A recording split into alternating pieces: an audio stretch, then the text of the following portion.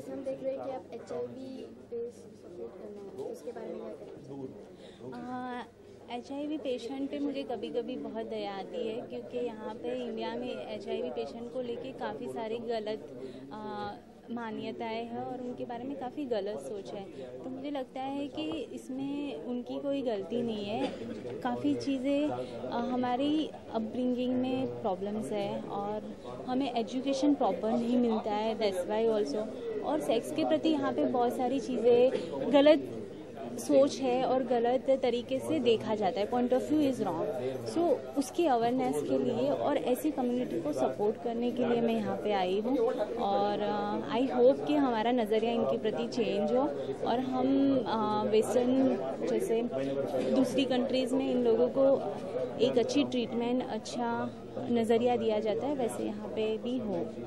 जैसे हम देख रहे हैं कि आजकल सेक्स बहुत बड़ा इशू हो गया है, राइट, कि अगर किसी लड़की ने अपनी वर्जिनिटी दे दी तो बहुत बड़ी चीज़ हो जाती है। उसको लेके आप क्या कहना चाहोगे? सी लड़कियों के प्रति ये सोच क्यों है? क्योंकि लड़का और लड़की इक्वली हमारे कंट्री में है, बट हमेशा कोई चीज़ लड़की करती है तो उसको गलत नज़रिए से दिखा जाते हैं और गंदे गंदे लफ्ज़ उसके लिए इस्तेमाल किए जाते हैं। I think it's really ridiculous.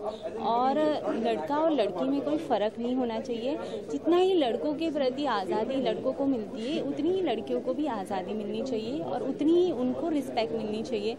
और I don't think so sex is a big crime, है ना। इट्स अ नॉर्मल नीड, जैसे हम लोग खाना खाते हैं वैसे वो भी पार्ट ऑफ द नीड है। तो उसको एक इतना बड़ा इश्यू और टॉक ऑफ द टाउन क्यों बनाया जाता है? I think it's bad. आज की जैसे हम देख रहे हैं HIV एड्स, तो इसके लिए आपने कुछ ऐसी तैयारी या कुछ ऐसे कुछ सोशल अवेयरनेस फैलाने के लिए कुछ ऐसी कुछ तैयारी की है?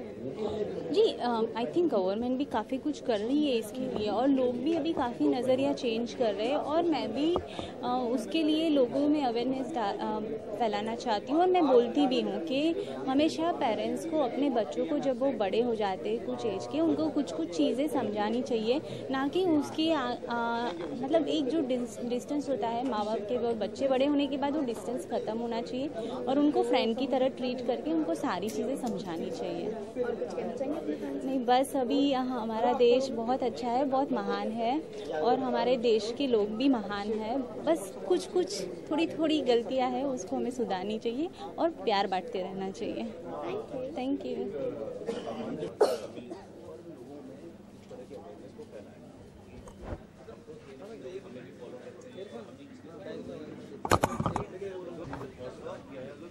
सो आज हम देख रहे हैं कि first of December HIV AIDS day, तो उसके बारे में आप क्या कहना चाहेंगे? सबसे पहले तो happy AIDS day to everyone.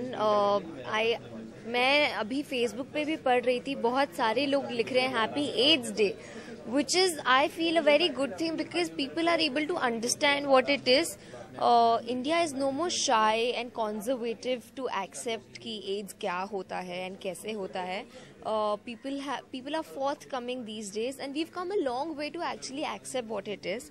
So first of all, I'd like to appreciate this cause. Also appreciate her hard work, who's actually working towards it. Thank you so much. Thank you. आपने इस दिन के लिए कुछ ऐसी तैयारी या कुछ अवेयरनेस फैलाने के लिए आपने आपकी तरफ से कुछ ऐसा सोचा? See, तैयारी तो मैं ये कहूँगी, as I received the message that I could be a part of it, I voluntarily said yes because social causes are something that anybody would love to be a part of, and you know, even if you can contribute a little bit to it, why not? And मैं ये नहीं कह रही हूँ that I can go around telling people what it is, but कहीं से तो शुरुआत होगी, and if I can lend my voice for something, then why not? What is the actually age of to be in sexual relationship? What's the actual age?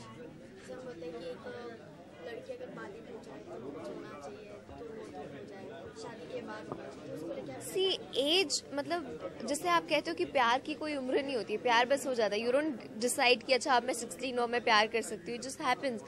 So if you come to ask me about relationships, I would say that कोई भी लड़की को उस time पे relationship में नहीं जाना चाहिए जिस टाइम उसे लगे कि अब मुझे ज़रूरत है. You don't need it. If you want it, that's when you go for it. And you should be matured enough to understand that right now I can handle a relationship. ये नहीं कि अभी काम का प्रेशर है, पढ़ाई का pressure है, आप रिलेशनशिप कर रहे हो, वो सब नहीं होना चाहिए. Is what I feel. TV actress जैसे हम बोलते हैं कि आप डेली सो उसको लेके आप क्या कहते हैं? I've left TV quite a long time ago. I remember not doing TV at all, but I would call myself an actor. और उस पे मैं कहूँगी that I am working towards something which I'm going to be quiet about. क्योंकि हम यहाँ पे AIDS के बारे में बात करने आए तो वही करते हैं. और कुछ नहीं. I would just say कि आप प्लीज़ शर्माइए मत. AIDS is not something bad. If you're working towards it, it is something. It's a disease, and we want everybody to be aware of it and take precautions. So I would just say that please be aware. Thank you.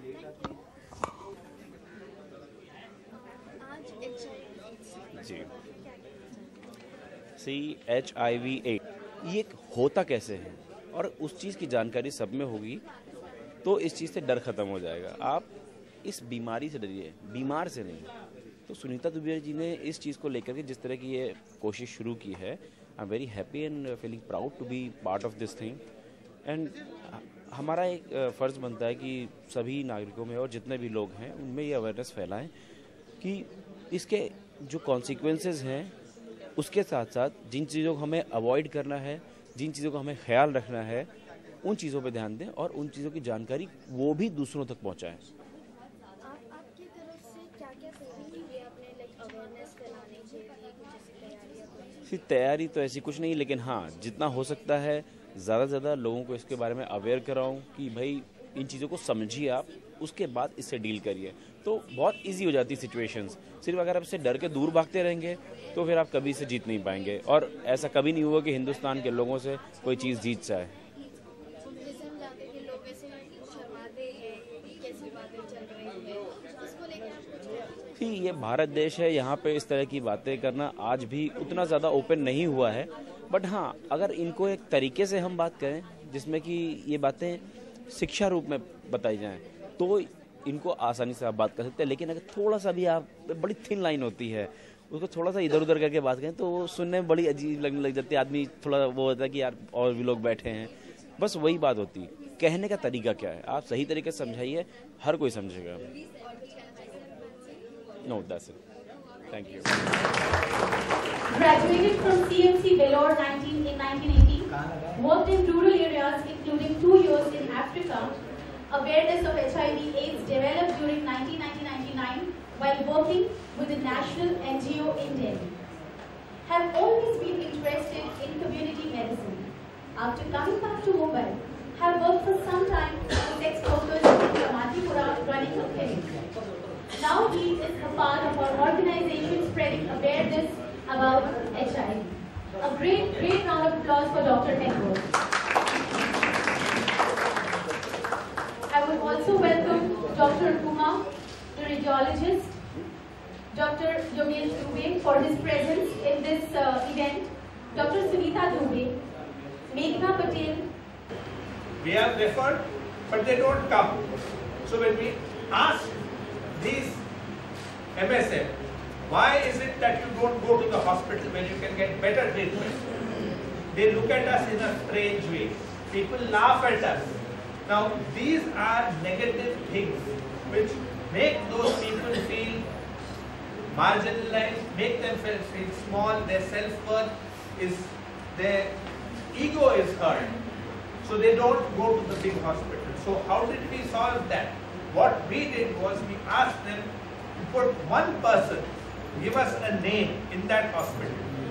Because if they asked for Goli number 367, Tisre Malavar, everybody knew it was the